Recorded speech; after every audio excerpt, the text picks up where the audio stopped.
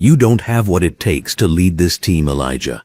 Coach Bernard Lockwood's voice cut through the bright gymnasium as fluorescent lights buzzed overhead, his short-sleeved polo shirt damp with sweat as he pointed toward the bench. Parents in the packed bleachers fell silent, watching their star player get pulled from the championship game with 12 minutes left. His green coaching shirt seemed to glow under the harsh lighting as he leaned closer to Elijah. Players like you think talent is enough, but character matters more. The crowd murmured, some nodding, others shifting uncomfortably, as Elijah Foster walked toward the bench, his orange jersey catching the light. What Coach Lockwood didn't know was that the man walking through the gym doors right now, still in his blue business jacket from a board meeting, owned every contract, every decision, and every word the coach had just spoken. Welcome to Frost Folktales. This is where we tell the stories of those who were underestimated, dismissed, and targeted, yet chose courage over silence. If these stories move you, subscribe and be part of a community that refuses to let them fade into the background. Elijah Foster couldn't believe what he was hearing.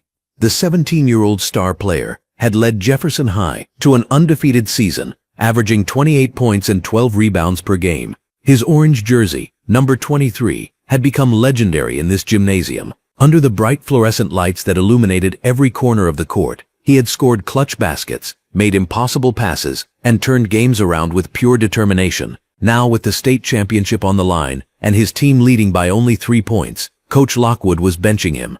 Coach, what are you talking about? Elijah's voice remained steady, despite the shock coursing through his body. His black skin glistened with sweat, his athletic frame tense as he tried to process the humiliation happening in front of hundreds of spectators. Bernard Lockwood, a 42-year-old white man who had coached at Jefferson High for 15 years, adjusted his green coaching shirt and crossed his arms. The natural skylight streaming through the gymnasium's high windows caught the smugness in his expression. Some players need to learn that basketball is about more than individual statistics, Foster. It's about knowing your role, following orders, and understanding that leadership comes from character, not just athletic ability. The coded language wasn't lost on anyone in the gymnasium. Parents in the bleachers began whispering, their voices creating a low hum that mixed with the squeaking of sneakers on the polished court.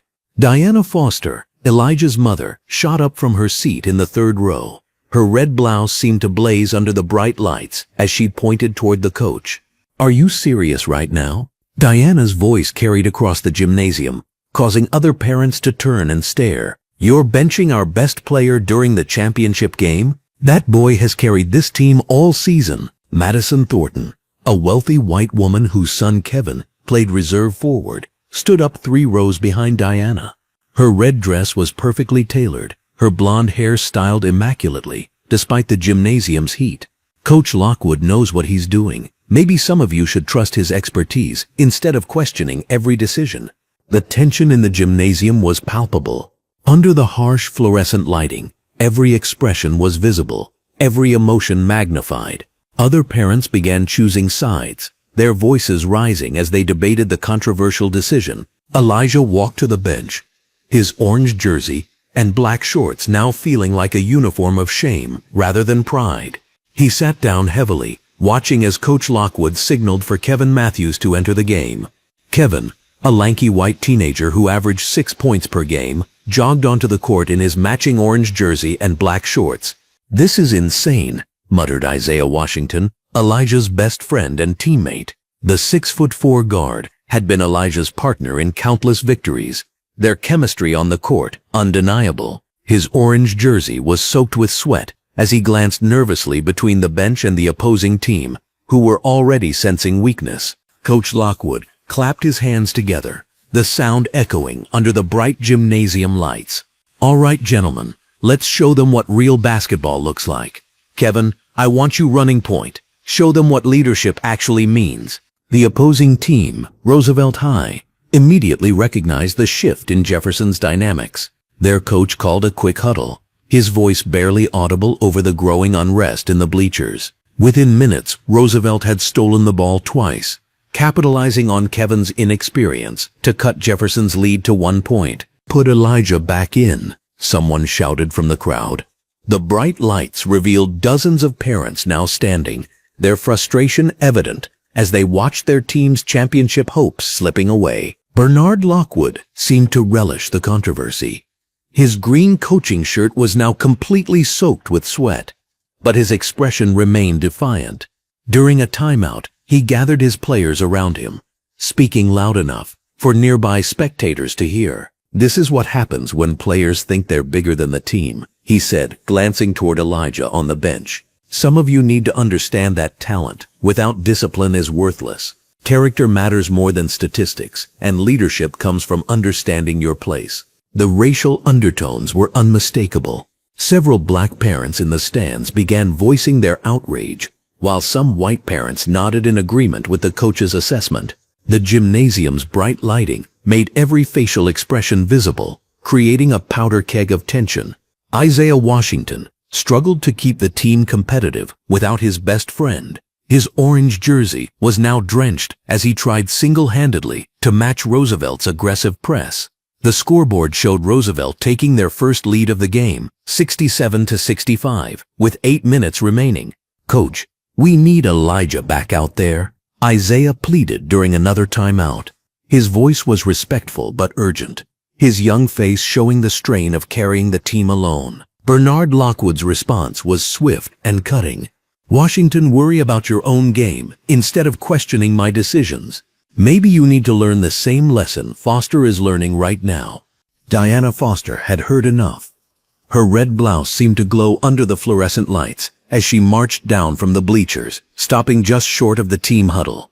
"Bernard Lockwood, you are destroying these kids' dreams for what? Your ego." "Ma'am, please return to your seat," Coach Lockwood replied, his green shirt stretched tight across his chest as he puffed up with authority. "Parents don't coach this team. I make decisions based on what's best for these players' development, even when it's difficult to understand." The crowd's murmur grew louder. Under the bright gymnasium lights, the division was clear. Parents were choosing sides, their voices creating a cacophony of arguments and accusations. Some defended the coach's right to make tough decisions, while others questioned the obvious racial dynamics at play. Madison Thornton stood again, her red dress immaculate, despite the gymnasium's heat. "Some parents need to accept that coaches see things we don't. Maybe this is about teaching responsibility and maturity, not just winning games." "Teaching what exactly?" Diana Foster shot back, her voice carrying across the gymnasium. "Teaching talented black kids that they need to know their place? Teaching them that excellence isn't enough?" The words hung in the air, under the fluorescent lights, like a challenge. Several parents gasped at the directness of Diana's accusation, while others nodded in agreement. The tension had reached a breaking point.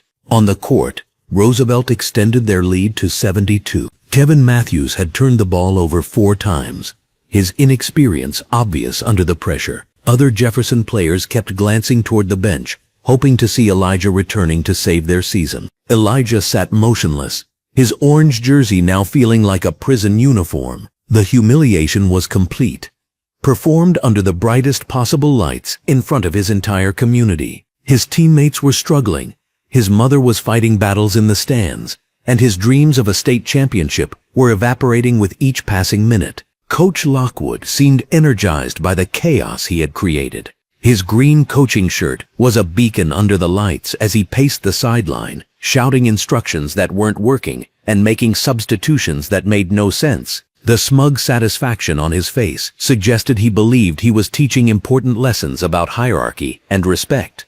"This is what leadership looks like," he announced to no one in particular, loud enough for nearby parents to hear. "Sometimes you have to make unpopular decisions to build character.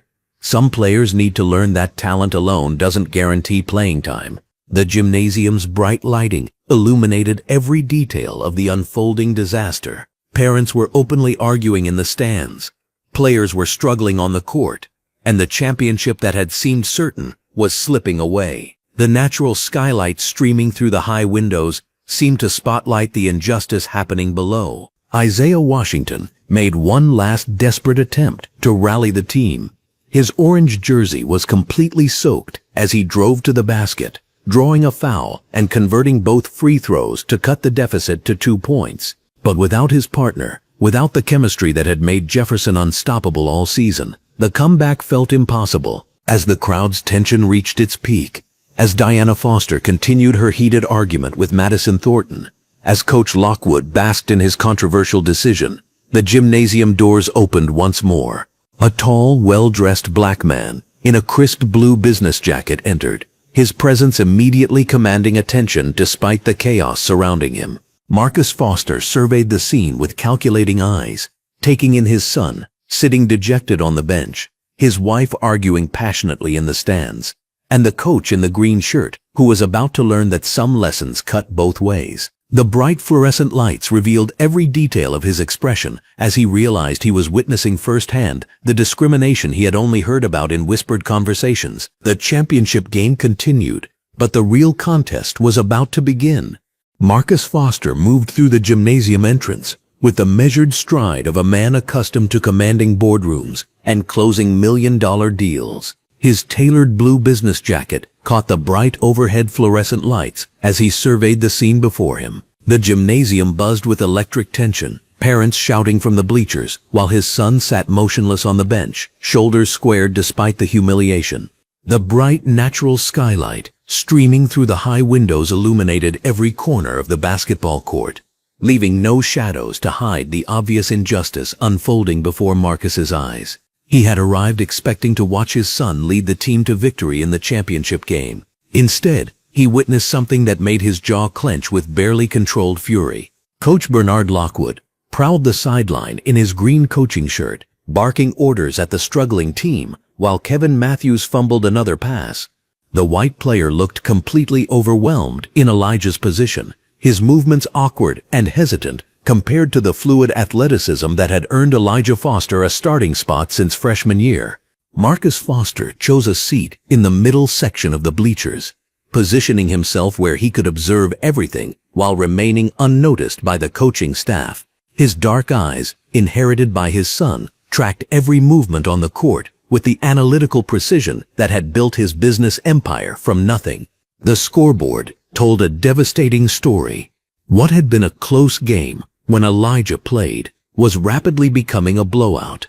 The opposing team had seized momentum immediately after the benching, scoring 12 unanswered points, while Kevin Matthews struggled to handle basic point guard responsibilities.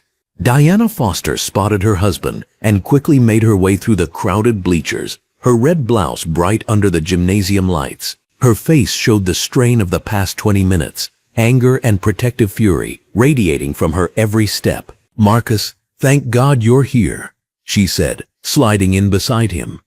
"You have to see what that man is doing to our son." Marcus Foster kept his voice low and controlled, though his hands clenched into fists on his knees. "I've been watching. Tell me exactly what happened before I arrived." Diana's words came in a rush, her voice tight with indignation. Bernard Lockwood pulled Elijah right at the start of the second quarter, said something about teaching him about team chemistry and knowing his place. The way he said it, Marcus, the tone in his voice when he talked about character and leadership, everyone in these stands could hear the real message. On the court, Isaiah Washington attempted a difficult shot, trying single-handedly to keep the team competitive. The tall forward had been Elijah's closest teammate since middle school, and his frustration showed in every movement as he glanced repeatedly toward the bench where his friend sat in enforced silence. Marcus Foster pulled out his phone, opening a notes app as his business mind shifted into documentation mode. Every questionable decision, every moment of obvious favoritism, every instance of Bernard Lockwood's discriminatory behavior would be recorded with the thoroughness that had made him successful in corporate acquisitions. "Look at that," Diana whispered, pointing toward the court. "Kevin Matthews just threw the ball directly to their point guard. That's the third turnover in 5 minutes. But watch Bernard Lockwood's reaction." Sure enough, Coach Bernard Lockwood jogged toward Kevin Matthews with encouraging words, patting the struggling player's shoulder while offering technical advice. The same mistake from Elijah Foster would have resulted in immediate benching and public criticism about focus and commitment.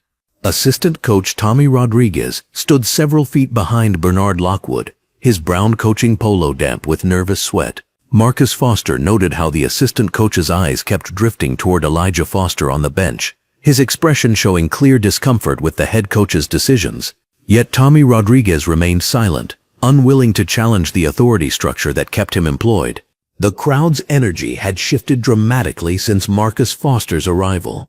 What had been enthusiastic championship excitement was now becoming frustrated, murmuring as parents questioned the coaching decisions. Several black families sat together in one section, their body language radiating anger and disbelief at the obvious discrimination. Marcus Foster typed rapidly on his phone, documenting timestamps and specific incidents. When Kevin Matthews missed an easy layup that Elijah Foster could have made blindfolded, he recorded Bernard Lockwood's encouraging response. When Isaiah Washington was called for a questionable foul after playing aggressive defense, he noted the coach's immediate criticism of the black player's technique. Principal Janet Morrison stood near the scorer's table in her red administrative jacket, her nervous energy visible even from the bleachers. Marcus Foster had researched the school's leadership structure months ago when considering his investment in the athletic program. Now he watched Janet Morrison's body language as she observed the game's dynamics, noting how she avoided making eye contact with upset parents while remaining close enough to the coaching staff to hear their comments. The opposing team called a timeout, with their lead now extended to 18 points. Marcus Foster watched Bernard Lockwood address his struggling players, noting how the coach's frustration manifested differently depending on which players he addressed. White players received technical instruction and encouragement. Black players faced questioning of their effort and attitude. During the timeout, Marcus Foster made his first phone call, connecting with his corporate attorney. The conversation was brief and coded, but it initiated a process that would have far-reaching consequences for everyone in the gymnasium. "Start the background checks we discussed," Marcus Foster said quietly into his phone. "Focus on employment history, financial records, and any previous complaints or incidents. I want everything documented and verified by tomorrow morning." Diana Foster leaned closer to her husband, keeping her voice low. "What are you planning?" Marcus Foster's smile was cold and calculating. "Justice, but it requires patience and proper documentation. I want Bernard Lockwood to hang himself with his own rope before I reveal who I am." The timeout ended, and the teams returned to the court. Kevin Matthews immediately committed another turnover, but Bernard Lockwood's reaction was to call out Isaiah Washington for not providing better support as a forward. The blatant unfairness drew audible gasps from several parents in the stands. Marcus Foster continued his documentation, recording each instance of discriminatory treatment, while his controlled fury built beneath his professional exterior. His son sat on the bench with remarkable composure, maintaining dignity despite the humiliation. The sight filled Marcus Foster with both pride and determination to ensure this injustice was not only corrected but never repeated. The scoreboard showed 3 minutes remaining in the third quarter when Marcus Foster made his second phone call, this one to Dr. Angela Brooks, the school board member whose children had previously played in the district's athletic programs. "Angela, it's Marcus Foster. I'm at the championship game, and I need to discuss some concerns about the athletic program leadership with you tomorrow. Can you make time for an urgent meeting?" Dr. Angela Brooks's voice carried surprise and immediate attention. Few people in the district commanded her respect like Marcus Foster, whose business success and community involvement made him a powerful ally or dangerous adversary. "Of course, Marcus. Is everything all right with Elijah? That's what we need to discuss. I'll have documentation ready for your review. This is bigger than just tonight's game." As the third quarter wound down, Bernard Lockwood's desperation became increasingly obvious. The coach who had started the half with smug confidence now paced the sideline with growing agitation, his green coaching shirt damp with stress sweat as his strategy failed spectacularly. Isaiah Washington scored on a beautiful post move, briefly energizing the crowd, but the deficit remained insurmountable. Marcus Foster noted how Bernard Lockwood gave the black player minimal acknowledgement for the score, while loudly praising Kevin Matthews for a simple pass that led to the basket. The quarter ended with the opposing team leading by 22 points, their largest margin of the entire game. As players jogged toward their respective benches, Marcus Foster observed the body language throughout the gymnasium. Parents sat in frustrated silence, players showed dejection and confusion, and Bernard Lockwood's authority appeared increasingly questionable. Marcus Foster made one final phone call before the fourth quarter began. This one to Sarah Chen, the investigative journalist whose education reporting had earned statewide recognition. "Sarah, it's Marcus Foster. I have a story that might interest you about systemic discrimination in high school athletics. Are you available to cover a game tomorrow night? I think you'll find the dynamics fascinating from an investigative perspective." As the teams prepared for the final quarter, Marcus Foster surveyed the scene he now controlled through information, documentation, and strategic positioning. Bernard Lockwood remained completely unaware that the quiet black man in the blue business jacket, sitting calmly in the bleachers, owned the entire athletic program and was methodically building a case that would end his coaching career. The bright gymnasium lights illuminated every corner of the court, leaving no shadows to hide the discrimination and favoritism that had flourished under insufficient oversight. But Marcus Foster's arrival had changed the fundamental dynamics of the situation, even though Bernard Lockwood didn't yet understand that his world was about to be systematically dismantled by a father's love and a businessman's precision. The buzzer echoed through Jefferson High's gymnasium, marking the end of a disastrous first half. Under the harsh fluorescent lights that illuminated every corner of the building, the crowd's murmur carried a mixture of frustration and disbelief. The home team trailed by 18 points, their worst deficit in 3 years. Players trudged toward the locker rooms, their orange jerseys damp with sweat and disappointment. Diana Foster rose from her seat like a woman possessed, her red blouse blazing under the bright lights as she navigated through the crowd. Her husband Marcus remained seated, his blue business jacket pristine despite the chaos around him. His phone buzzed constantly, but his eyes never left the unfolding drama. He was documenting everything, every decision, every reaction, every moment of this carefully orchestrated disaster. In the corridor leading to the locker rooms, Bernard Lockwood strutted with false confidence, his green coaching shirt stretched tight across his chest. Despite his team's abysmal performance, he carried himself like a man vindicated. Madison Thornton approached him, her red designer dress commanding attention as she click-clacked across the polished floor in expensive heels. "Coach Lockwood, you made the right call," Madison declared, her voice carrying across the hallway. "Sometimes these kids need to learn respect before they can earn playing time." Bernard nodded smugly, his chest puffing with undeserved pride. "Exactly what I've been trying to tell people, Madison. Talent without character is worthless. That Foster boy has an attitude problem that needed addressing." Diana Foster had heard enough. She marched directly toward the coach, her movements purposeful and determined. Parents began to notice the confrontation brewing, creating a semicircle of tension under the bright overhead lights. "Attitude problem?" Diana's voice cut through the hallway chatter like a blade.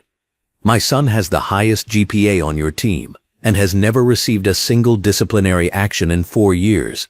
What attitude problem are you talking about?"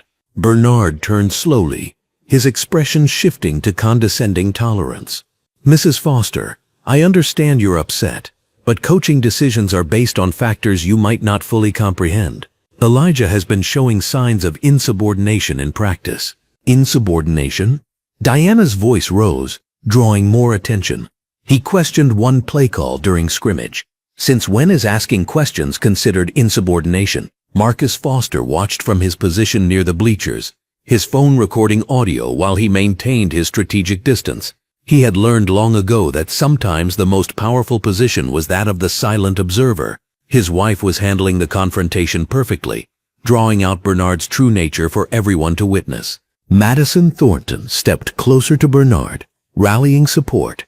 "Diana, Coach Lockwood has 20 years of experience. Maybe you should trust his judgment instead of being one of those difficult parents." Other wealthy parents began gravitating toward Madison and Bernard, creating a visible divide in the hallway. The Sandersons, the Williamses, the Brookshires, all families whose children received favorable treatment despite mediocre performance. They formed a wall of expensive clothing and entitled attitudes. "Difficult?" Diana laughed bitterly. "I'm difficult for expecting my son to be treated fairly? For expecting the best player on the team to actually play in the championship game?" Bernard's mask began slipping. His voice took on a sharper edge. the kind reserved for players who dared question his authority. Your son needs to learn his place on this team. Talent doesn't automatically equal leadership. Some players need to prove they understand respect and hierarchy. The words hung in the air like a toxic cloud. Several black parents, who had been listening from a distance, moved closer, their expressions hardening. The coded language wasn't lost on anyone. Marcus Foster's jaw tightened, but he remained in position, allowing the scene to unfold. Meanwhile, near the team entrance, Elijah Foster sat on a bench in his orange jersey, his head in his hands. The weight of letting down his team pressed heavily on his shoulders, even though the fault lay entirely with his coach's prejudice. Isaiah Washington approached first, followed by Deshaun Miller and Jamal Thompson, the other black players who had witnessed the unfair treatment. "Man, this is straight up wrong," Isaiah said, his voice low but intense. "We all know you should be out there. We all know what this is really about." Deshaun nodded, his young face showing wisdom beyond his years. "Coach been doing this stuff all season, making comments, giving certain guys more chances, acting like we should be grateful for scraps." The moment created a powerful bond between the players, a recognition of shared struggle that transcended the game itself. They formed a tight circle around Elijah, their orange jerseys, creating a unified front against the injustice they all felt but had been afraid to vocalize. Back in the corridor, Diana Foster wasn't finished. Learn his place. What exactly does that mean, Coach Lockwood? Because from where I'm standing, his place is on the court leading this team to victory. Bernard's face reddened, his composure cracking further. It means understanding that I make the decisions here. It means respecting the coaching staff and not thinking you're bigger than the program. Some of these kids today think they're entitled to everything without earning it. Assistant coach Tommy Rodriguez had been standing silently near the water fountain, but Bernard's increasingly inflammatory comments finally pushed him past his breaking point. Tommy had witnessed 3 years of systematic discrimination, had seen talented black players overlooked while mediocre white players received opportunity after opportunity. "Coach," Tommy interrupted, his voice hesitant but determined. "Maybe we should reconsider the lineup for the second half. The current strategy isn't working, and Elijah gives us the best chance to win." The hallway fell silent. Bernard turned toward his assistant coach with a look of pure betrayal, as if Tommy had committed treason. The fluorescent lights cast harsh shadows across Bernard's face, revealing every line of anger and indignation. "Excuse me?" Bernard's voice carried a dangerous undertone. "Are you questioning my coaching decisions in public, Tommy? Are you undermining my authority in front of parents?" Tommy's face paled, but he stood his ground. "I'm just suggesting that maybe the team's performance should guide our decisions. The numbers don't lie. And right now we're losing by 18 points. "The numbers," Bernard sneered, his voice growing louder. "Let me tell you about numbers, Tommy. I've been coaching for 20 years. I've won 3 district championships. I don't need a backup coach who's been here for 3 years telling me about numbers." The public humiliation was brutal and calculated. Tommy's shoulders sagged as he realized his career had likely just ended. But his moment of courage hadn't gone unnoticed. Several parents, both black and white, exchanged glances of recognition and respect for his willingness to speak truth to power. Marcus Foster used this distraction to step away from his position, moving toward a quieter section of the hallway where he could make his phone calls without being overheard. His fingers moved quickly across his phone screen as he pulled up contact information for Dr. Angela Brooks, the school board member who had been pushing for accountability in the district's athletic programs. "Dr. Brooks," Marcus spoke quietly when she answered. "This is Marcus Foster. I think it's time we had that conversation about Jefferson High's basketball program. I'm witnessing some concerning behavior that needs immediate attention." His voice was calm and professional, but the steel underneath was unmistakable. "I have documentation of discriminatory coaching decisions, and I believe there may be broader systemic issues that require investigation. Would you be available for a meeting tomorrow morning?"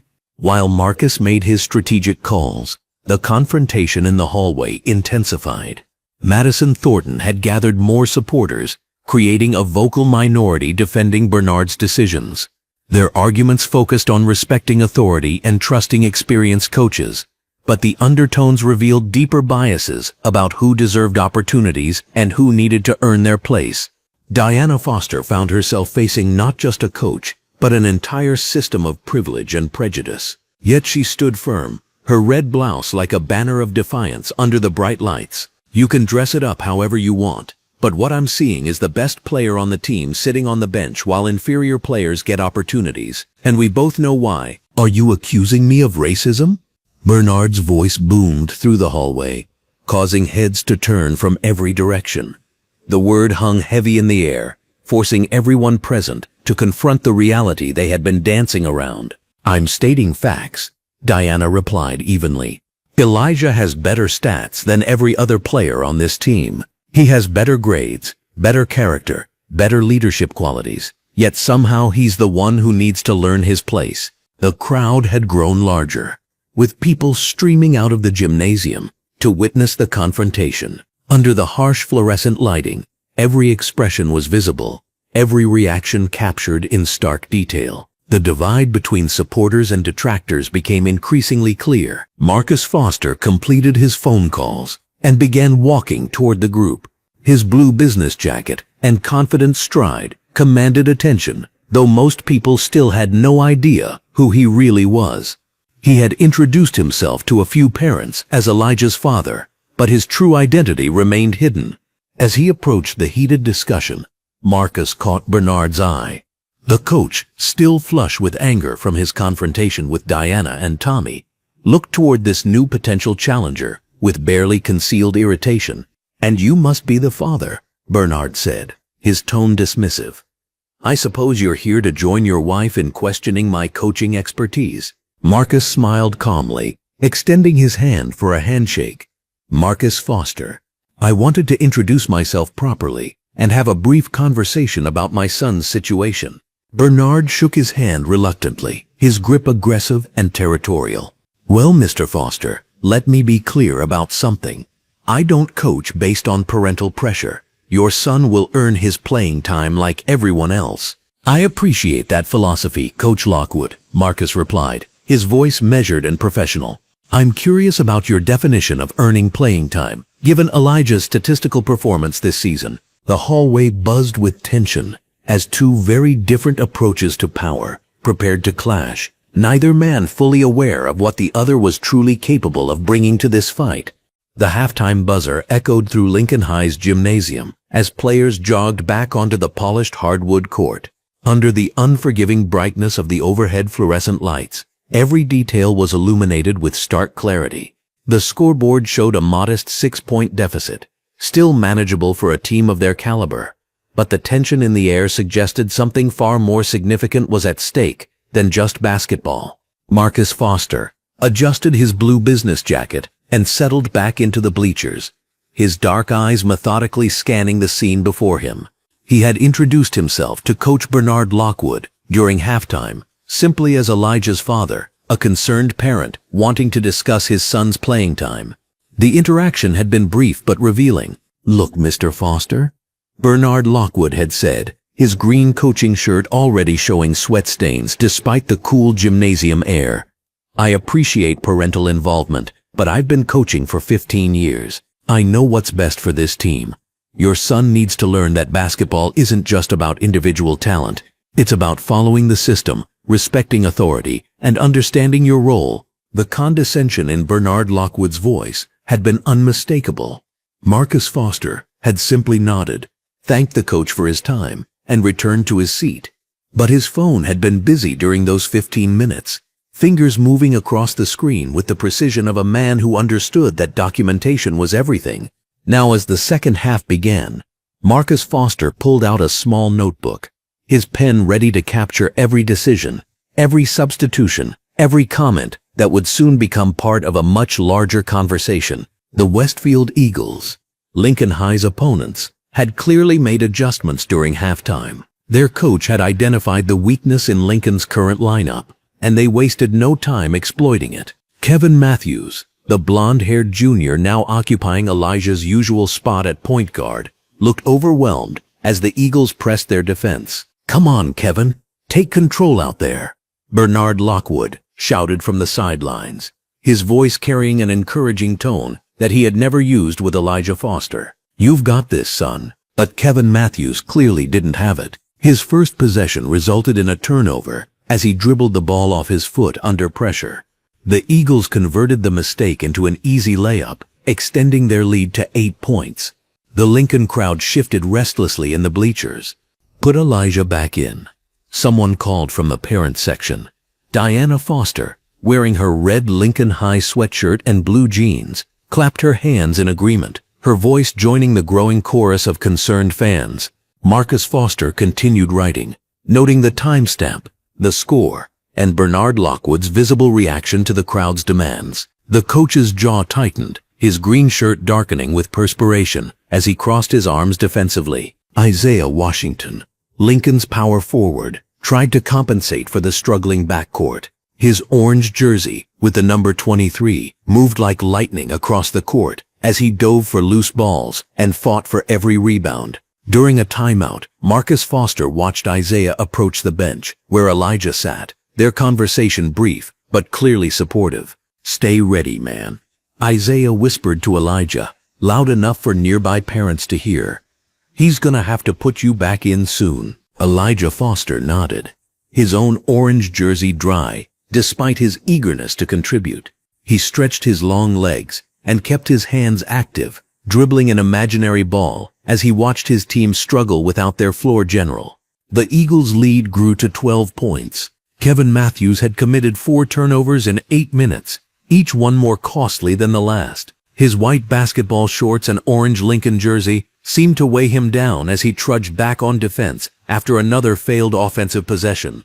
"Timeout, Lincoln," Bernard Lockwood called, his voice cracking slightly as the gymnasium's bright lights revealed the sweat beading on his forehead. Sarah Chen, a sharp-eyed woman in her 30s, wearing a red blazer and dark blue slacks, had been covering high school sports for the Metro Tribune for 7 years. She had arrived to write a standard championship game recap, but the dynamics she was witnessing demanded deeper investigation. Her pen moved rapidly across her notepad as she documented the unusual coaching decisions and the growing unrest in the stands.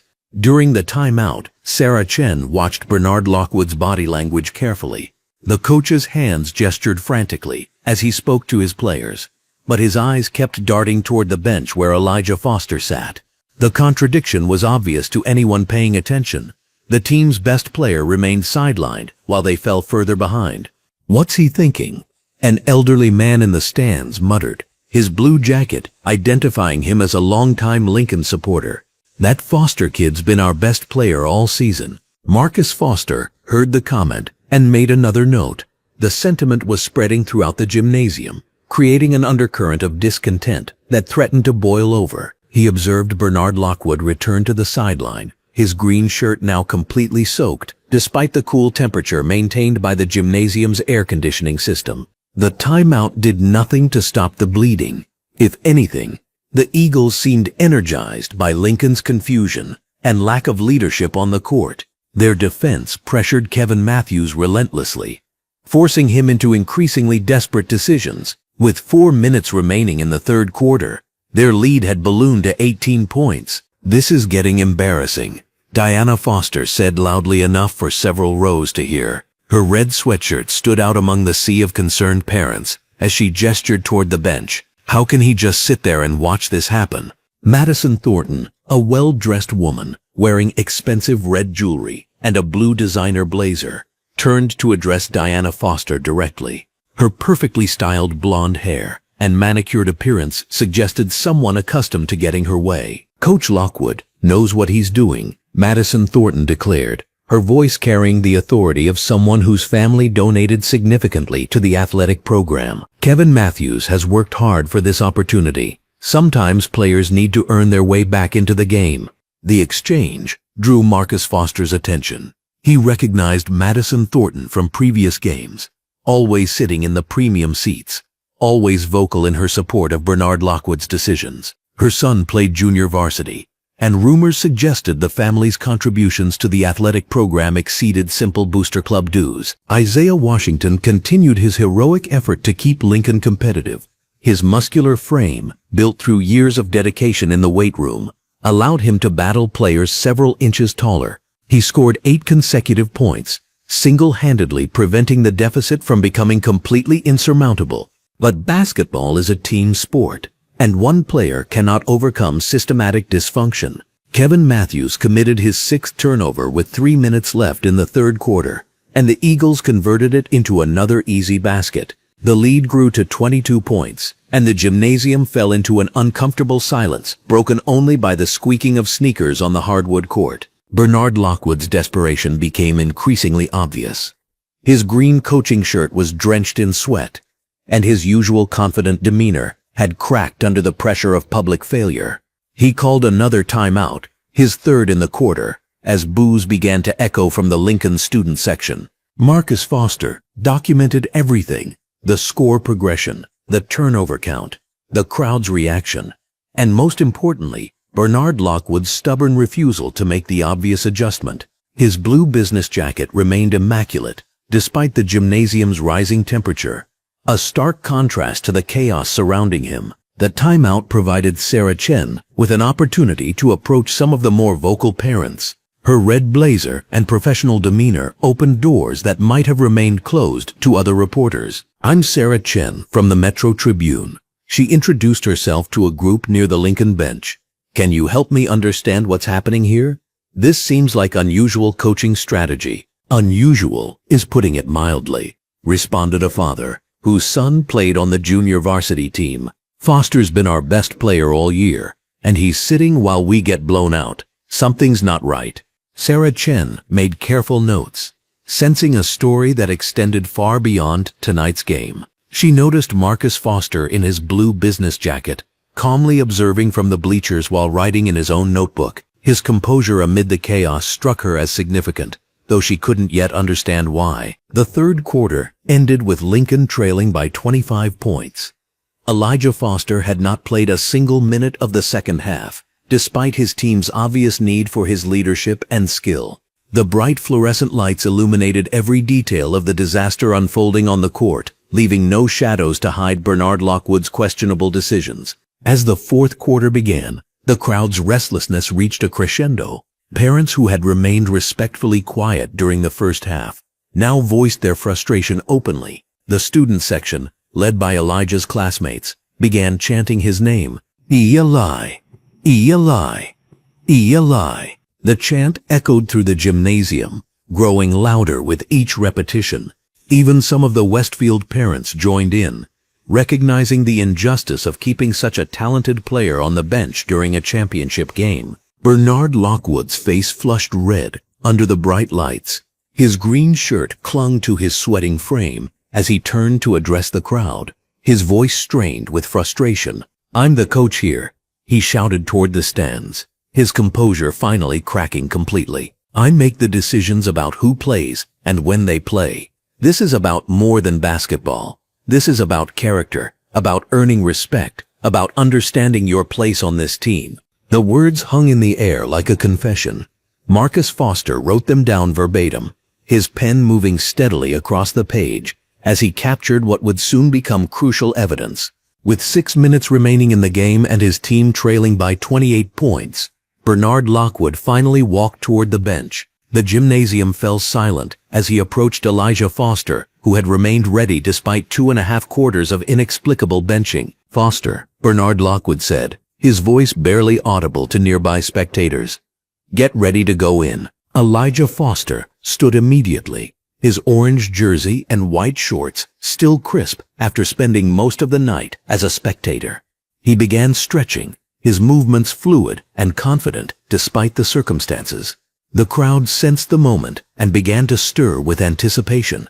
Marcus Foster closed his notebook and leaned forward slightly, his blue business jacket catching the fluorescent light as he prepared to watch his son finally return to action.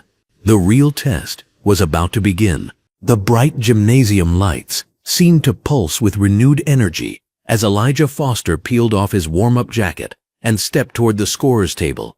His orange jersey gleamed under the fluorescent overhead lighting, and for the first time in what felt like hours, the crowd's murmur shifted from frustrated disappointment to cautious hope.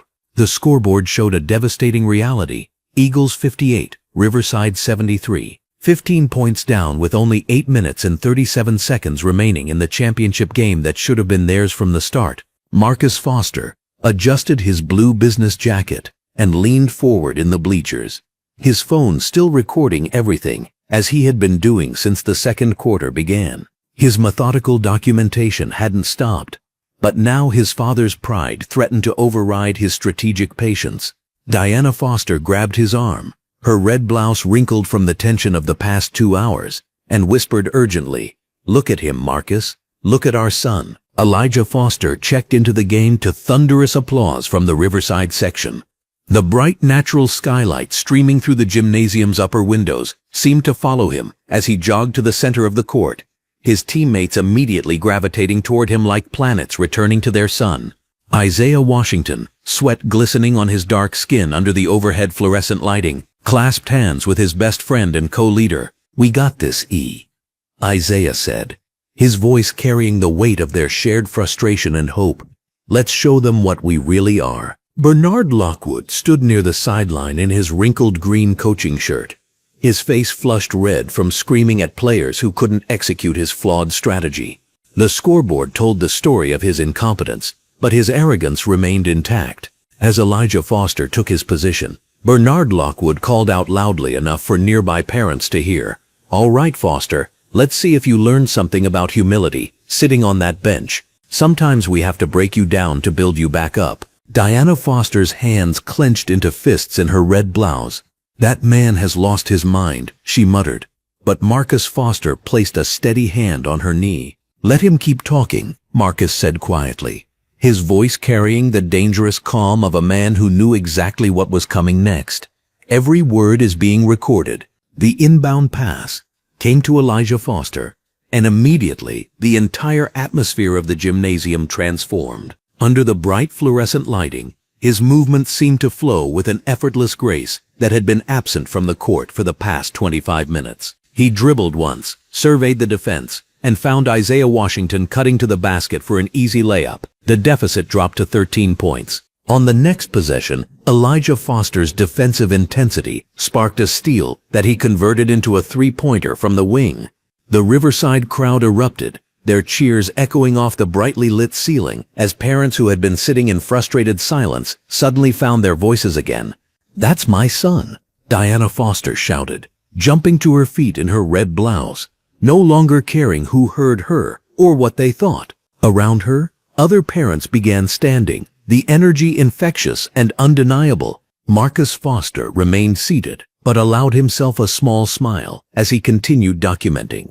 His phone captured not just the basketball action, but Bernard Lockwood's increasingly frantic demeanor as the coach realized his carefully constructed narrative about teaching lessons and building character was crumbling in real time. Bernard Lockwood called a timeout, his green shirt now dark with sweat stains, as he gathered his team under the bright gymnasium lights. The public address system crackled, and the crowd settled into an expectant hush. But instead of the confident commands they expected, Bernard Lockwood's voice carried a note of desperation. "Stay disciplined," he barked at his players.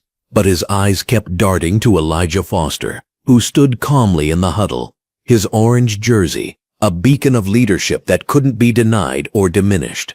"Don't let them get too comfortable. We're still in control here." But control was exactly what Bernard Lockwood was losing. As play resumed under the overhead fluorescent lighting, Elijah Foster orchestrated the offense with surgical precision. A no-look pass to Isaiah Washington for another score. A defensive rebound that he pushed up court himself for a fast break layup. A steal that he converted into a three-pointer that had the entire Riverside section on their feet. The scoreboard now read, Eagles 58, Riverside 82. But the momentum had shifted so dramatically that the numbers seemed almost irrelevant. Under the bright natural skylight streaming through the upper windows, Elijah Foster was putting on a clinic, demonstrating every aspect of leadership and basketball IQ that Bernard Lockwood had claimed he lacked. Marcus Foster stood now, his blue business jacket immaculate despite the chaos around him, and continued his documentation while watching his son systematically dismantle every argument that had been used to justify his benching. This wasn't just basketball anymore. This was vindication in real time. broadcast under the brilliant gymnasium lights for everyone to witness. "Incredible," said a voice behind Marcus Foster. He turned to see Sarah Chen, the investigative journalist from the local paper, holding a recorder and taking notes rapidly. Her press badge caught the fluorescent lighting as she leaned closer. "I've been covering high school sports for 12 years, and I've never seen anything like this." That young man was sitting on the bench for over half the game? 27 minutes and 43 seconds. Marcus Foster replied precisely, checking his phone. "But who's counting?" Sarah Chen's eyebrows raised at the specificity of his answer, and she made another note. "You must be Elijah's father. I'm Sarah Chen from the Tribune. Would you mind if I asked you a few questions after the game?" Marcus Foster studied her for a moment, recognizing opportunity when it presented itself. "I think that would be very appropriate, Miss Chen. I believe this game raises some important questions about decision-making and leadership in our athletic programs." On the court, Elijah Foster had now cut the deficit to single digits. His orange jersey was soaked with sweat under the bright gymnasium lights, but his movements remained crisp and decisive. Isaiah Washington fed him the ball on the wing, and he drove hard to the basket, absorbing contact and finishing through the foul for a three-point play that brought the Riverside crowd to their feet in a roar of approval. Bernard Lockwood called another timeout, his face now a mottled red that contrasted sharply with his green coaching shirt. Under the fluorescent lighting, his desperation was visible to everyone in the gymnasium as he huddled with his team, gesticulating wildly while trying to maintain some semblance of authority. "They're rattled," he told his players, his voice carrying across the quiet gym. "Just execute what we practiced. Don't let one player beat us." But one player was beating them. Under the bright overhead lighting, Elijah Foster had transformed not just his own game, but the entire team's energy and execution. Players who had looked lost and confused for most of the evening were now moving with purpose and confidence, feeding off their leader's intensity and skill. Diana Foster grabbed Marcus Foster's hand, her red blouse damp with perspiration from the emotional roller coaster of the evening. 5 points, Marcus. 5 points with 3 minutes left. Can you believe this? Marcus Foster squeezed her hand while keeping his phone steady, documenting every second of the comeback attempt. "I can believe it because I know our son. I know what he's capable of when given the opportunity to lead." The comeback continued with methodical precision. Elijah Foster hit a deep three-pointer that cut the lead to 2 points with 90 seconds remaining. The gymnasium erupted in a cacophony of sound under the bright fluorescent lights, parents screaming themselves hoarse as they witnessed something truly special unfolding before their eyes. Bernard Lockwood stood frozen on the sideline, his green shirt wrinkled and stained with sweat, as he watched his carefully constructed authority crumble. The same player he had publicly humiliated was now single-handedly orchestrating one of the greatest comebacks in the school's history. With 47 seconds remaining, Isaiah Washington stole a lazy pass and found Elijah Foster streaking down court. The pass was perfect, the finish was automatic, and suddenly the game was tied under the brilliant gymnasium lighting. The Riverside crowd was delirious, jumping and screaming and embracing strangers as they celebrated a comeback that seemed impossible just minutes earlier. Marcus Foster allowed himself to stand and applaud, his blue business jacket pristine despite the chaos around him, while his phone continued recording every moment. This was more than basketball now. This was his son, proving every single point that would be made in the coming days about leadership, character, and the catastrophic cost of prejudice. But championship games are cruel in their precision, and time is the ultimate opponent. With 12 seconds remaining and the score tied, Eagles had the ball and the opportunity to end Riverside's miraculous comeback. Elijah Foster played perfect defense, forcing a difficult shot that bounced off the rim, but the offensive rebound fell to Eagles' big man, who scored with 2.7 seconds left on the clock. The final inbound pass was desperate. Elijah Foster's three-point attempt from half-court hitting the front rim as the buzzer sounded. Under the bright gymnasium lights that had witnessed his extraordinary performance, he stood with his hands on his hips in his sweat-soaked orange jersey, having done everything humanly possible to overcome not just the opposing team, but the systematic disadvantage created by his own coach's prejudice and incompetence. The final score read Eagles 95, Riverside 93, but the numbers told only part of the story. In 27 minutes of action, Elijah Foster had scored 31 points, grabbed 8 rebounds, and dished out 7 assists while playing defense with an intensity that energized his entire team. The comeback had fallen just short, but his individual performance was nothing short of spectacular. As the team shook hands under the fluorescent lighting, Marcus Foster made his way down from the bleachers, his blue business jacket cutting a distinguished figure through the crowd of disappointed but proud Riverside fans. Diana Foster followed, her red blouse wrinkled but her head held high, knowing that their son had proven everything that needed proving. Bernard Lockwood immediately began working the crowd near the scorer's table, his green shirt disheveled, but his voice carrying the same arrogant confidence that had marked the entire evening. Great learning experience for these young men, he told a group of parents, loud enough for Marcus Foster to hear. Sometimes you have to let them face adversity to see what they're really made of. Foster showed some real character coming off the bench like that. That's what coaching is all about, knowing when to challenge your players and when to reward them. The audacity was breathtaking. Under the bright gymnasium lights, Bernard Lockwood was attempting to rewrite the entire narrative of the evening, taking credit for Elijah Foster's performance, while completely ignoring his own role in nearly costing the team a championship. Marcus Foster approached slowly, his phone still recording, as Bernard Lockwood continued his revisionist commentary. "Coach Lockwood," Marcus Foster said, his voice carrying the quiet authority of a man accustomed to being heard in boardrooms and conference halls.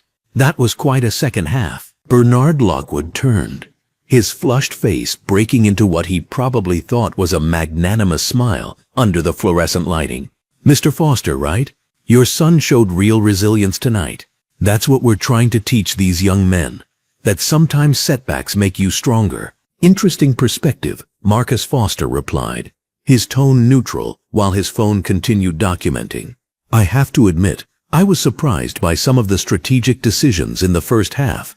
As someone with considerable experience in organizational leadership and team dynamics, I found the personnel choices quite fascinating from a management standpoint." Something in Marcus Foster's tone made Bernard Lockwood pause, his green shirt stretching across his chest as he straightened slightly. "Well, coaching requires making tough decisions. Sometimes you have to make choices that people don't understand in the moment." "Oh, I think I understood them perfectly," Marcus Foster said quietly, his blue business jacket immaculate under the gymnasium lights, while parents and players continued their post-game conversations around them. "In fact, I'm quite interested in discussing your coaching philosophy in more detail. Perhaps we'll have an opportunity to continue this conversation soon." The words carried an undertone that made Bernard Lockwood's confident smile falter slightly. But before he could respond, Sarah Chen approached with her recorder and notebook. "Coach Lockwood, I'm Sarah Chen from the Tribune. Would you mind answering a few questions about tonight's game? Specifically, I'm curious about the decision to bench your leading scorer for most of the second and third quarters." Bernard Lockwood's face reddened further under the bright fluorescent lighting. "That's a team matter. Personnel decisions are based on multiple factors that the media doesn't always understand. But surely the comeback demonstrates that Foster's presence on the court was crucial to the team's success." Sarah Chen pressed, her pen moving rapidly across her notepad. "Look, Foster played well when he came back in," Bernard Lockwood said, his green shirt now completely wrinkled as he gestured dismissively. "But basketball is about more than individual performance. It's about discipline, following the system, understanding your role in the larger picture." Marcus Foster listened to every word while his phone recorded, noting how Bernard Lockwood's explanation grew more defensive and less coherent with each question. Diana Foster joined them, her red blouse bright under the gymnasium lighting, as she listened to the coach's attempt to justify the unjustifiable. "Mr. Foster," Sarah Chen said, turning her attention to Marcus, "as Elijah's father, how did you feel watching tonight's game unfold?" Marcus Foster considered his words carefully, aware that everything he said would likely appear in print within days. "As a parent, I'm incredibly proud of how my son responded to adversity. As someone with extensive experience in organizational leadership, I found tonight's events quite illuminating regarding decision-making processes and their consequences. Sarah Chen's eyes sharpened at the phrase organizational leadership, and she made another note. What kind of organizational leadership, if you don't mind me asking? Corporate management, primarily, Marcus Foster replied smoothly, his blue business jacket catching the fluorescent lighting as he smiled slightly. I've spent considerable time studying team dynamics, performance optimization, and the impact of leadership decisions on organizational outcomes. Bernard Lockwood was no longer listening to the conversation, instead focused on gathering equipment and talking to other staff members. But several parents nearby had heard Marcus Foster's comments and were exchanging glances, clearly recognizing that there was more to Elijah's father than they had initially realized. As the gymnasium began emptying under the bright overhead lights, Marcus Foster approached Elijah Foster, who was signing autographs for younger fans near the team bench. His orange jersey was still soaked with sweat, but his smile was radiant as he interacted with the children who saw him as a hero despite the narrow loss. "Dad," Elijah said, looking up from signing a program, "did you see that comeback? We almost had them." Marcus Foster placed a hand on his son's shoulder, his blue business jacket a stark contrast to the orange jersey, and smiled with unmistakable pride. "I saw every second of it, son. Every single second. And I want you to know that what you demonstrated out there tonight, the leadership, the resilience, the character, that's who you really are. Don't let anyone ever tell you otherwise." Diana Foster joined them, her red blouse wrinkled but her eyes shining with maternal pride under the gymnasium lights. "You were magnificent, baby. Absolutely magnificent." As the Foster family gathered their belongings and prepared to leave the gymnasium, Marcus Foster took one final look around the space that had been the stage for such a revealing evening. The bright fluorescent lights would be turned off soon, the scoreboards would be reset, and the physical evidence of the night's events would disappear. But the documentation in his phone would remain. The testimony of parents and players would remain. And most importantly, the clear demonstration of what happened when prejudice and incompetence intersected with talent and determination would remain in the memory of everyone who witnessed it. The real game, Marcus Foster knew, was just beginning. The morning sun streamed through the large windows of Westfield High's administrative wing, casting natural skylight across the polished floors and cream-colored walls.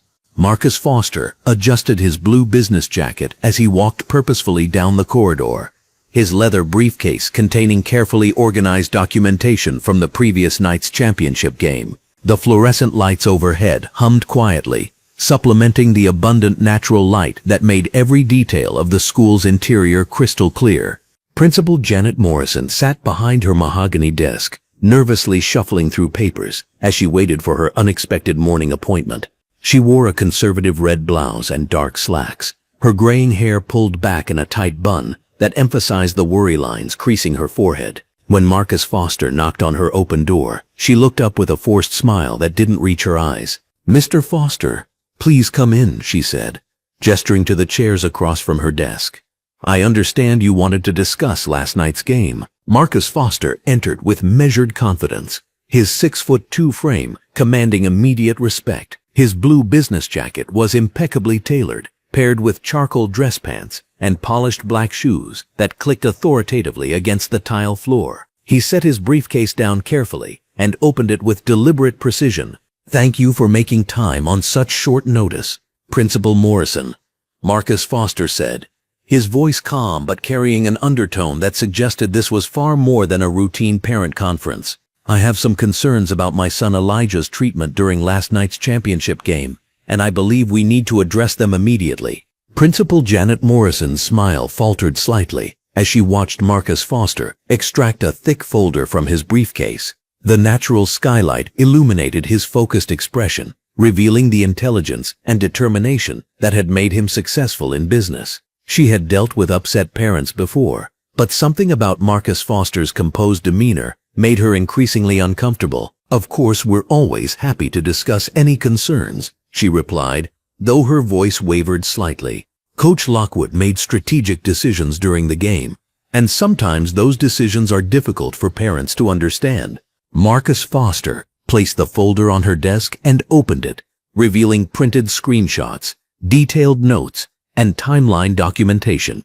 Under the bright office lighting, every page was clearly visible, organized with corporate-level precision that immediately signaled this was not a typical parental complaint. "I've documented every coaching decision made during last night's game," Marcus Foster said, his finger moving across the timeline. "I've also recorded several concerning statements made by Coach Lockwood, both during the game and in previous interactions with players and parents. I'm requesting immediate access to my son's complete academic and athletic records, as well as comparative data for other players on the team." Principal Janet Morrison leaned forward to examine the documentation, her face paling as she recognized the thoroughness of Marcus Foster's preparation. The timestamps, quotes, and statistical analysis revealed a level of scrutiny that made her realize this situation was far more serious than she had anticipated. "Mr. Foster, I appreciate your attention to detail, but coaching decisions are typically left to the professional judgment of our athletic staff," she said, though her voice lacked conviction. "Coach Lockwood has been with our program for 12 years and has a strong track record." "A strong track record of what exactly?" Marcus Foster asked, his tone remaining perfectly professional, while his eyes conveyed unmistakable determination. "Because based on my observations and documentation, I'm seeing patterns that suggest systematic bias in player treatment, statistical performance, and opportunity distribution." The morning light streaming through the windows highlighted the tension in Principal Janet Morrison's posture as she realized the scope of what Marcus Foster was presenting. She had always known about the whispered complaints from certain families, the subtle favoritism that seemed to benefit some players over others, but she had chosen to avoid confronting these issues directly. "What exactly are you asking for, Mr. Foster?" she asked, her voice barely above a whisper. "Complete transparency," Marcus Foster replied, closing the folder but keeping his hands positioned on top of it. "Academic records, playing time statistics, disciplinary actions, scholarship recommendations, and any communications involving my son or other players that might reveal discriminatory patterns. I'm also requesting a formal review of the coaching staff's decision-making processes." 3 doors down from the principal's office, assistant coach Tommy Rodriguez paced nervously in his small office, wrestling with a decision that had kept him awake all night. The natural skylight from the corridor windows cast shadows across his cramped space, where years of accumulated coaching materials and player statistics covered every available surface. He wore an orange polo shirt and khaki pants, his usually neat appearance disheveled from a sleepless night. Tommy Rodriguez had witnessed 12 years of Bernard Lockwood's coaching, watching talented black players like Elijah Foster face obstacles that their white counterparts never encountered. He had kept detailed notes, originally intended for his own coaching development, but they had inadvertently documented a clear pattern of discriminatory treatment. When he heard voices from Principal Morrison's office, Tommy Rodriguez realized that the moment he had both hoped for and dreaded had finally arrived. Someone was finally challenging the system that had made him complicit through his silence. He gathered his own folder of documentation and walked quietly toward the administrative offices. Marcus Foster was emerging from his meeting with Principal Janet Morrison when Tommy Rodriguez approached, his face reflecting years of suppressed guilt and growing determination. "Mr. Foster, could I speak with you privately?" Tommy Rodriguez asked, glancing nervously toward the principal's office. "I have information that might be relevant to your concerns about the basketball program." Marcus Foster studied the younger man's expression, recognizing the internal struggle of someone who had witnessed wrongdoing, but lacked the power or courage to address it alone. He nodded and followed Tommy Rodriguez to a quiet corner of the administrative wing, where the natural lighting created a private space for their conversation. "I've been keeping records," Tommy Rodriguez said quietly, opening his folder to reveal years of handwritten notes and statistical comparisons. "Not intentionally at first, but over time, I realized I was documenting a pattern. Coach Lockwood consistently gives different treatment to different players, and it's not based on skill or performance." Marcus Foster examined the assistant coach's documentation, his quiet satisfaction growing as he recognized the corroborating evidence that would strengthen his case. The notes revealed systematic exclusion of black players from leadership opportunities, biased disciplinary actions, and preferential treatment for players from wealthy families. "Why are you sharing this with me now?" Marcus Foster asked. "Because I'm tired of being complicit," Tommy Rodriguez replied, his voice gaining strength. "I became a coach to help young people reach their potential, not to watch talented kids like your son get held back because of who they are." Last night was the final straw.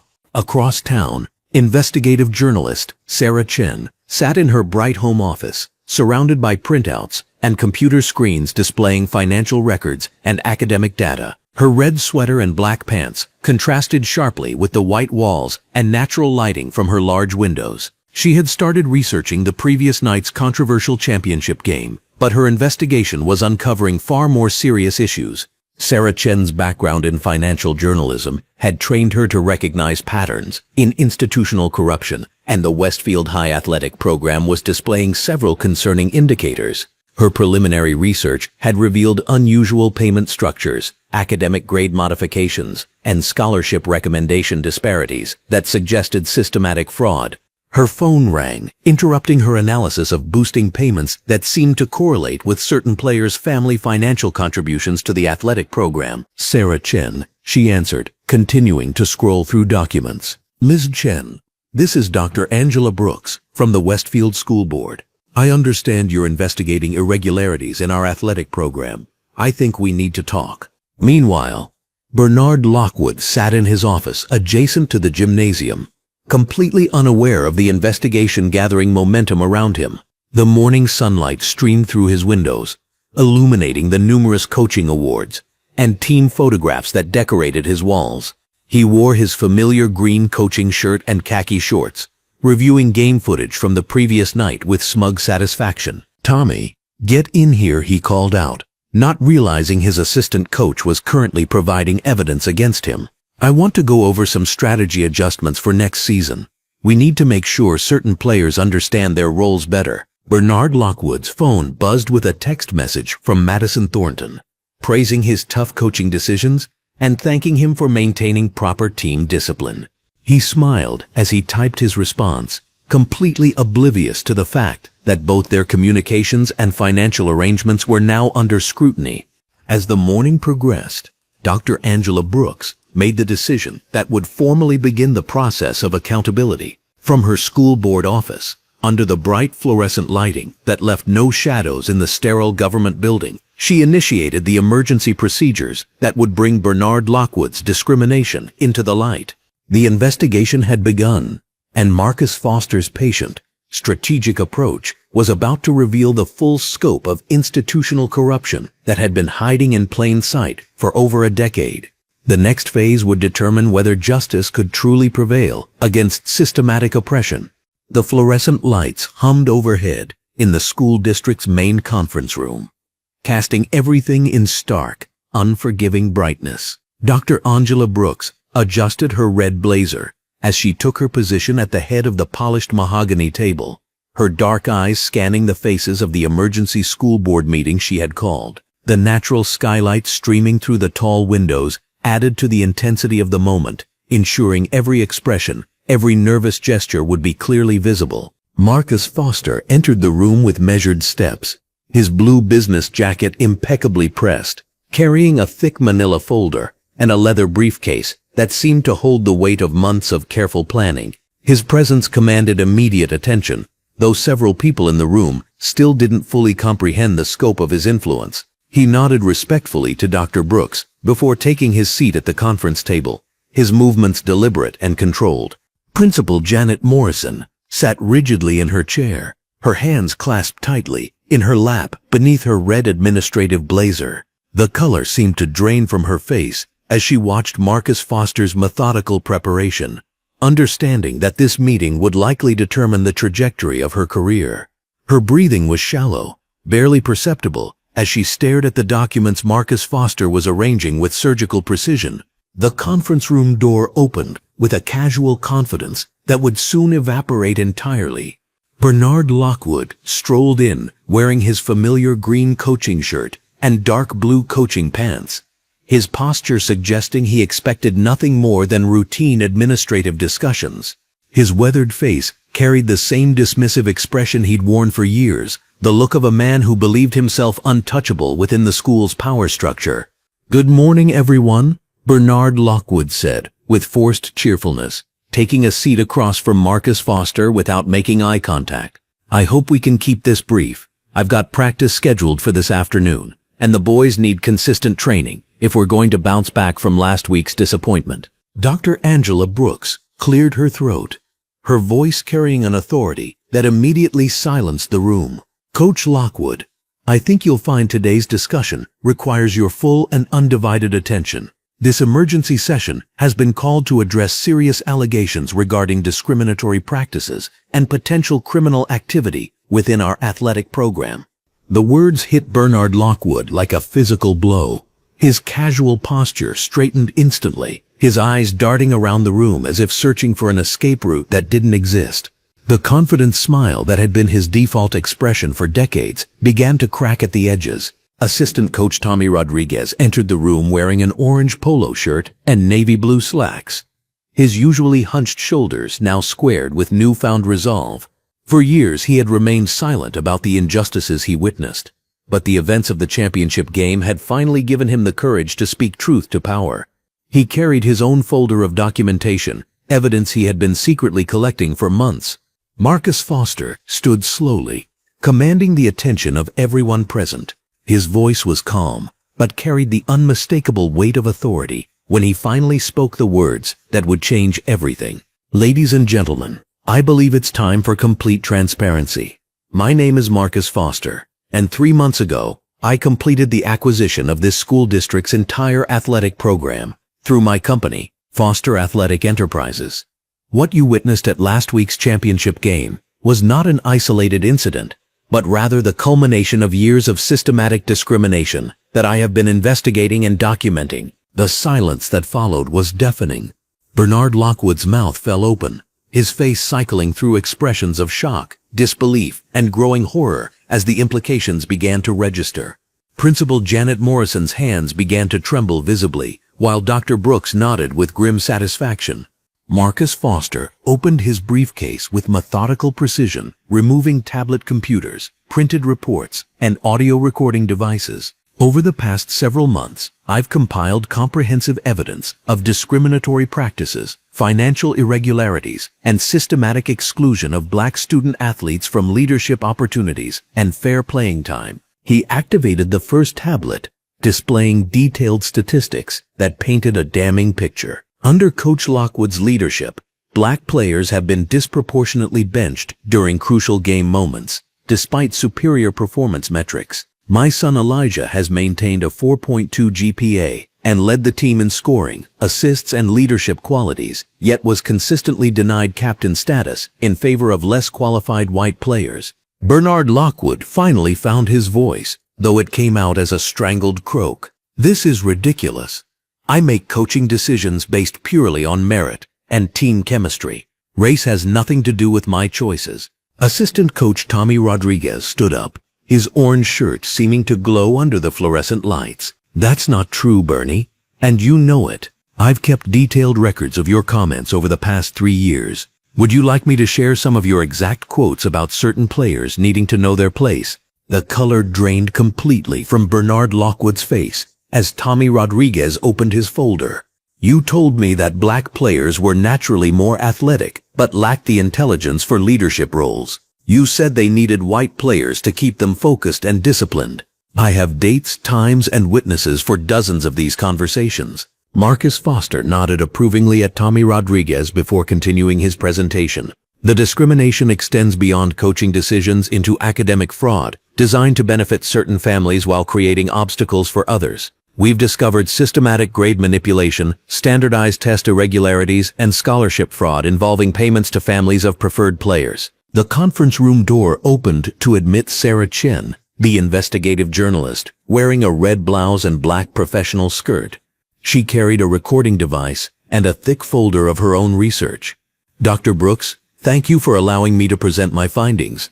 My investigation has uncovered financial transactions between wealthy parents and school officials that constitute clear violations of state education laws. Sarah Chen activated her own presentation materials, displaying bank records and email communications that painted a picture of corruption extending far beyond the athletic program. Madison Thornton and 5 other wealthy families have made substantial undocumented payments to secure preferential treatment for their children. These payments, totaling over $200,000, were funneled through fake Booster Club accounts. Principal Janet Morrison finally spoke, her voice barely above a whisper. I was aware that some irregularities existed, but I believed they were minor administrative oversights. I never realized the scope of the problems. Dr. Brooks fixed her with a stern stare. Principal Morrison, ignorance is not an acceptable defense when you've received multiple formal complaints from parents over the past 2 years. Your failure to investigate these allegations constitutes gross negligence at minimum. The fluorescent lights seemed to grow even brighter as Detective Robert Hayes entered the room, his muscular frame filling the doorway. He wore a crisp white dress shirt and dark blue suit pants, his police badge clearly visible on his belt. His presence immediately elevated the gravity of the situation from administrative discipline to potential criminal prosecution. Good morning, everyone. I'm Detective Hayes with the District Attorney's Fraud Investigation Unit. Based on the evidence presented by Mr. Foster and Ms. Chen, we're opening formal criminal investigations into financial fraud, conspiracy, and civil rights violations within this school district. Bernard Lockwood's breathing became labored, his green coaching shirt now damp with perspiration. This is insane. I'm a coach, not a criminal. I've dedicated 30 years of my life to these kids and this program. Marcus Foster's voice cut through the room with surgical precision. Coach Lockwood, your dedication has been selectively applied based on the color of your players' skin. The evidence is overwhelming and undeniable. He displayed audio recordings from the championship game. Bernard Lockwood's voice, clearly audible as he made racially coded comments about character and leadership. The room listened in uncomfortable silence as months of documented discrimination played out in Bernard Lockwood's own words. Tommy Rodriguez provided additional testimony about recruitment practices that systematically discouraged black families while rolling out red carpets for white players of inferior ability. His orange shirt seemed to symbolize the courage it took to finally speak these truths after years of complicit silence. Dr. Brooks reviewed the comprehensive evidence before making her announcement. Coach Lockwood, effective immediately. You are suspended from all coaching duties, pending the outcome of both administrative and criminal investigations. Your access to school facilities and student athletes is hereby revoked. The words hit Bernard Lockwood like a physical assault. 30 years of unchallenged authority crumbled in an instant. His legacy transformed from respected coach to symbol of institutional racism. His green coaching shirt, once a badge of honor, now seemed like evidence of his corruption. Sarah Chen continued presenting her investigation findings, revealing the network of wealthy families who had purchased preferential treatment while deserving black students faced artificial barriers. The scope of the corruption extended beyond athletics into academic programs, scholarship distributions, and disciplinary policies. Marcus Foster closed his presentation with the revelation that stunned even Dr. Brooks. This intervention has been planned for 6 months, ever since I began hearing complaints from other black parents about systematic discrimination. I purchased the athletic program specifically to ensure that no child would face the obstacles my son and others have endured. Detective Hayes announced that search warrants would be executed within 24 hours, and that several individuals, including Bernard Lockwood and Madison Thornton, would face criminal charges. The bright conference room that had witnessed years of cover-ups and complicity was finally seeing the light of justice. As the meeting concluded, Bernard Lockwood sat in stunned silence, his world completely shattered. Principal Janet Morrison faced the end of her administrative career, while Tommy Rodriguez felt the relief of finally speaking truth to power. Dr. Brooks experienced the satisfaction of seeing systemic wrongs finally addressed through proper channels. Marcus Foster gathered his materials with the same methodical precision he had displayed throughout the meeting. His blue business jacket remained immaculate, his composure unshaken despite the magnitude of what had just transpired. The reckoning he had orchestrated was complete, but the real work of rebuilding a fair and equitable program was just beginning. The fluorescent lights continued humming overhead as the room slowly emptied, each person carrying the weight of what they had witnessed and the knowledge that nothing would ever be the same again. 3 weeks had passed since the emergency school board meeting that changed everything.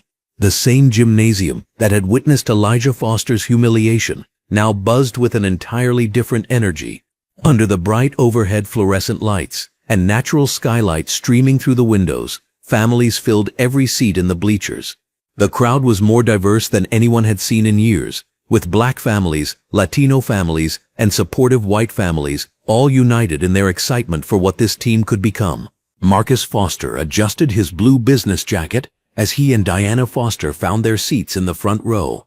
Diana wore a flowing red dress that seemed to embody the joy she felt watching her son warm up on the court. Elijah bounced the basketball confidently in his new orange jersey, the fabric crisp and bright under the gymnasium lights. The number 15 gleamed on his back as he led his teammates through layup drills with a natural authority that had been suppressed for too long. Assistant coach Tommy Rodriguez, now promoted to head coach, wore a professional green coaching shirt and dark coaching pants. His transformation was remarkable.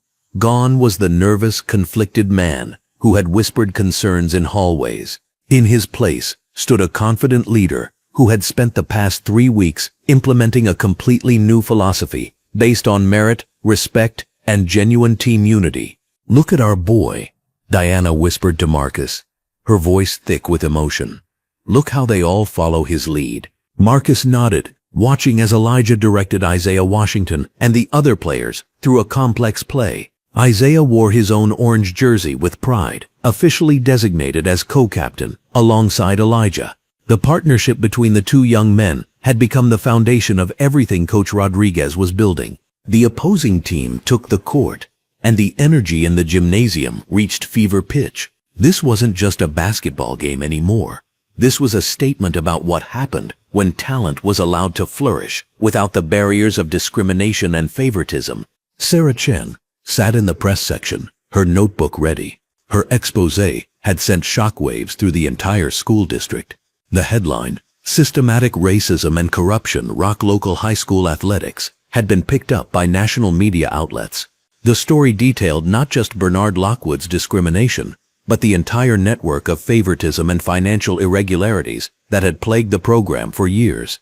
Principal Janet Morrison stood near the scorer's table, wearing a professional red blazer and black pants. The past 3 weeks had been the most challenging of her administrative career, but also the most transformative. She had implemented mandatory bias training for all staff, established new oversight committees with diverse parent representation, and created transparent policies for all athletic decisions. The weight of her previous complicity still haunted her, but she was determined to ensure nothing like this ever happened again. The game began with Elijah Foster winning the opening tip, immediately setting the tone for what would be a masterful display of leadership. He didn't dominate the ball or try to be the hero. Instead, he orchestrated the offense like a conductor, finding open teammates, calling out defensive assignments, and encouraging every player on the court. Marcus Foster watched with deep satisfaction as his son demonstrated every quality that Bernard Lockwood had claimed he lacked. Here was character in action. Here was leadership that lifted others up rather than tearing them down. The irony wasn't lost on Marcus that his patient, strategic approach to justice had taught his son the very lessons they were now witnessing on the court. By halftime, Elijah's team held a comfortable 15-point lead. The offense flowed like water, with every player contributing meaningfully. Kevin Matthews, the player who had briefly benefited from Bernard Lockwood's favoritism, now sat in the stands with his parents. The investigations had revealed the extent of the special treatment his family had received, and he had transferred to another school district. There was no malice in his departure, just the natural consequence of a system finally operating fairly. Coach Rodriguez gathered his players during halftime in the bright corridor outside the locker rooms. Under the fluorescent lighting, his message was simple and powerful. 3 weeks ago, this program was built on lies and favoritism. He told his team, Today, you're proving what happens when talent and character are the only things that matter. Keep playing your game." Elijah Foster nodded, his orange jersey already showing the sweat of hard work. "We play for everyone who was told they weren't good enough," he told his teammates. "We play for every kid coming up behind us who deserves a fair shot." The second half was even more dominant. Elijah and Isaiah worked together seamlessly, their partnership a testament to what genuine team chemistry looked like. The crowd was on its feet repeatedly, celebrating not just the excellent basketball, but what it represented for their community. Dr. Angela Brooks watched from the administrative section, wearing her red school board jacket with obvious pride. The policy changes that had emerged from this situation were already being implemented across the entire district. Anonymous reporting systems for discrimination, diverse hiring committees, and regular equity audits were just the beginning of systematic reforms that would protect future generations of student athletes. Detective Robert Hayes had concluded his investigation the previous week. Bernard Lockwood faced multiple criminal charges, including fraud and violation of civil rights. Madison Thornton and 2 other wealthy parents had been charged as co-conspirators in the bribery scheme. The detective's final report had praised Marcus Foster's meticulous documentation, noting that without his strategic patience and thorough evidence gathering, proving the systematic nature of the discrimination would have been nearly impossible. With 2 minutes remaining in the fourth quarter, Elijah Foster found himself with the basketball and a clear path to the basket. The gymnasium held its breath as he drove toward the hoop, but instead of taking the easy shot, he passed to a teammate who had worked hard all season but rarely got recognition. The assist led to an easy score, and the crowd erupted not just for the basket, but for the unselfishness it represented. Coach Rodriguez called timeout with 30 seconds left, his team ahead by 23 points. Victory was assured, but more importantly, a new culture had been firmly established. As the final buzzer sounded, the gymnasium exploded in celebration. Elijah Foster was mobbed by his teammates, but he quickly directed their attention to Coach Rodriguez, making sure their new leader received the recognition he deserved. Marcus Foster made his way onto the court, carrying a large bag that had been waiting in the administrative offices. Diana Foster walked beside him, her red dress brilliant under the bright lights, as parents and community members created a path for them. "Ladies and gentlemen," the public address announcer called out, "we have a special presentation." Marcus Foster took the microphone, his blue business jacket immaculate. Despite the excitement surrounding him, the gymnasium gradually quieted as everyone sensed the significance of the moment. 3 weeks ago, this community witnessed something that should never happen in any school. Marcus Foster began, his voice carrying clearly through the sound system.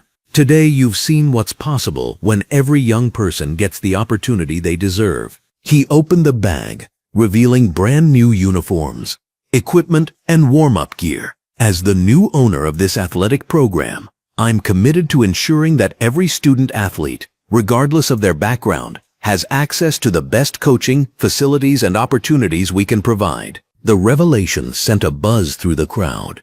Many had suspected Marcus Foster's involvement in the recent changes, but hearing him officially declare his ownership and commitment made it real in a powerful way. "But this isn't about money or equipment," Marcus Foster continued.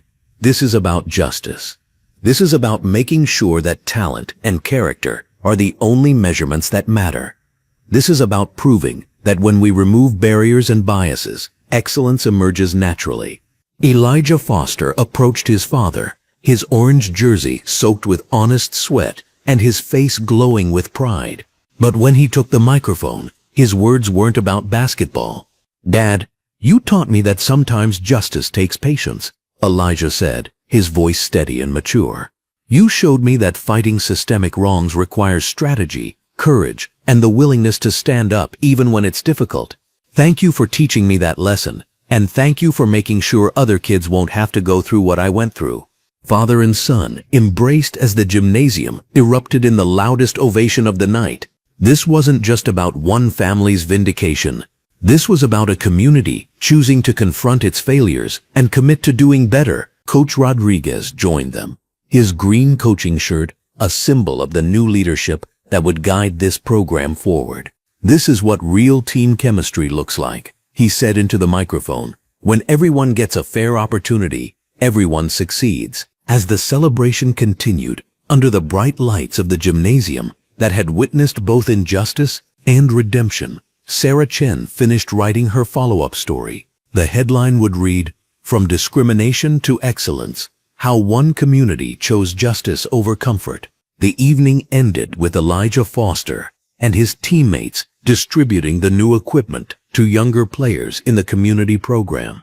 Under the fluorescent lights, the next generation of athletes received not just better gear, but the promise of fair treatment and genuine opportunity.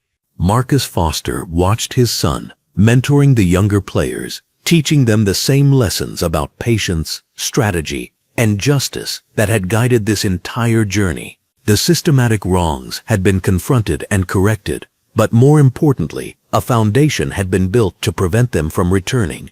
Diana Foster took her husband's hand as they watched their son continue to lead. Even after the game had ended, justice had been achieved, but the real victory was in the knowledge that future generations would inherit a system built on fairness rather than favoritism. The bright lights of the gymnasium would continue to shine on excellence earned through merit, character proven through adversity, and leadership that lifted everyone up. You just heard a story that history tried to overlook. If it stayed with you, take a second to stand with it.